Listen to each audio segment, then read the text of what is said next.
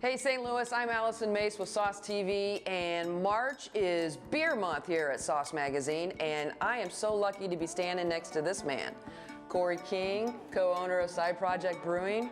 Welcome. Thank you. It's good to see you. Congratulations. This gentleman and his whole team at Side Project just took second place at Best Brewer in the World, and that's no small feat. Thank you very much. Crazy week around here.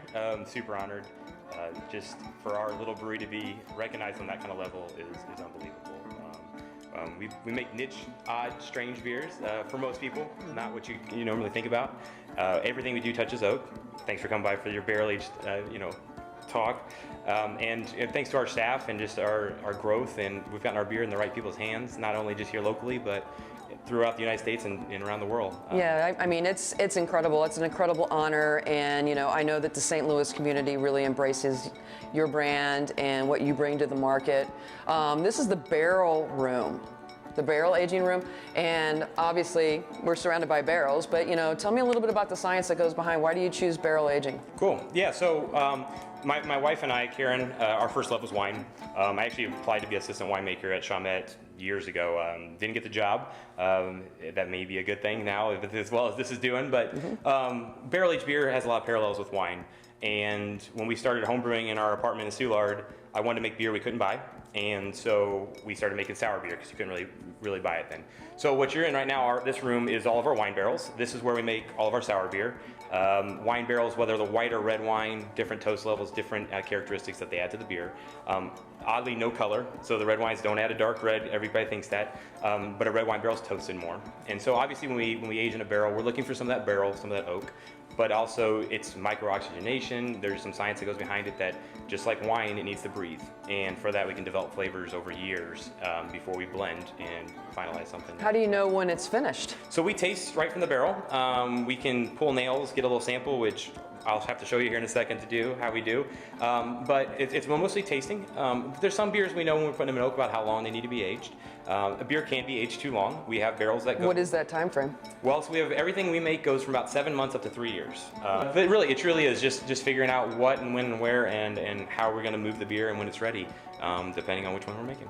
Can we check some of that out? Absolutely. Let's pull a nail. You want to pull a nail? Let's pull a nail. It's called pulling nails. We're going to pull a nail, and we're going to taste some of his badass beer. Okay, well, here's the nail. Let's go. Let's pull it. You got it. I'm waiting. So what we have here is we're going to pull a beer from, we put it in oak in May of 2018, so not quite 2 years yet. Right here?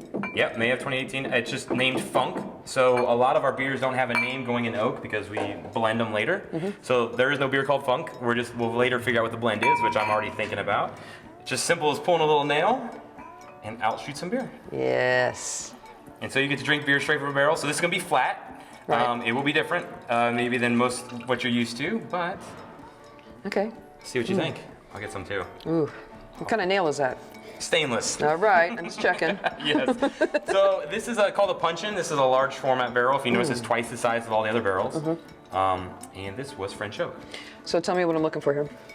So being that I'm looking for this to be a beer called Blended 2020, it's kind of like our version of a 3-year blend. I want soft spice. I want vibrant acidity. Our trademark is acidity. I love acid beers, like tart, sour. It smells great. It's like really kind of funky. For us, that's a little unique because most of our beers are really soft and fruity, and this has like a lot more of like a. So how do you get the spice in there? That's is that coming from fermentation. It's okay. That really is, that spice you're noting is fermentation because this barrel is relatively neutral.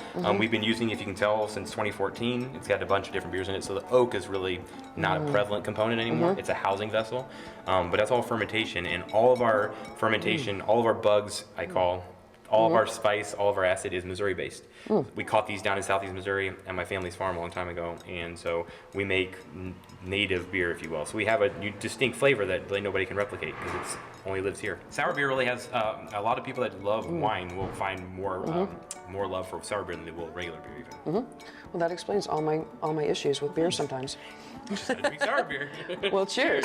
This is lovely. Thank you so much for having us here. Anytime. You're more than welcome. Yeah, and congratulations again. Thank you very much. Your entire team really deserve it. And hey, beer month, make sure you pick up the issue. It is hot, hot, hot. Thanks for checking out SauceTV.